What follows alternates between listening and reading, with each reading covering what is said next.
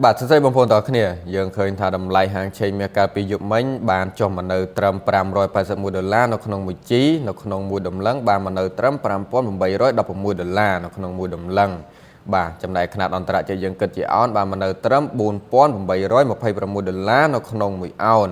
បាទចំណែកក្នុង1គីឡូមាសបានមកនៅត្រឹម$15,116នៅក្នុង1គីឡូមាសបាទសម្រាប់ព្រឹកនេះវិញមាសបានឡើងមក$586នៅក្នុង1 G នៅក្នុងមួយតម្លឹងឡើងមក$5,862នៅក្នុងមួយតម្លឹងចំណែកຂະຫນាតអន្តរជាតិយើងគិតជាអោនស្មើនឹង$4,866នៅក្នុង1អោន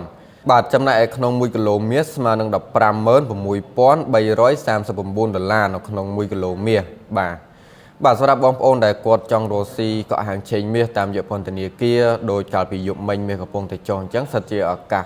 ក្នុងការកក់មាសឡើងហើយបងប្អូនបាទសម្រាប់ហាងមាសមួយចំនួនគាត់ក៏បានបិទដែរបាទអញ្ចឹងសម្រាប់ការកក់ហាងឆេងមាសតាមរយៈពន្ធនាគារគឺមានភាពងាយស្រួលត្រង់ថាទោះបីហាងមាសនៅខាងក្រៅបិទក៏បងប្អូនអាចចូលកក់បានដោយខ្លួនឯងបានដែរបាទសម្រាប់បងប្អូនដែលគាត់ចង់រកស៊ីទៅលើការកក់ហាងឆេងមាសបងប្អូនអាចទាក់ទងមកកាន់ខ្ញុំបានតាមរយៈលេខទូរស័ព្ទនិង link Telegram ដែលខ្ញុំដាក់នៅខាងលើនេះឬក៏បងប្អូនអាច scan នៅ QR code ដែលខ្ញុំដាក់នៅខាងលើវីដេអូនេះបានបាទសូមអរគុណ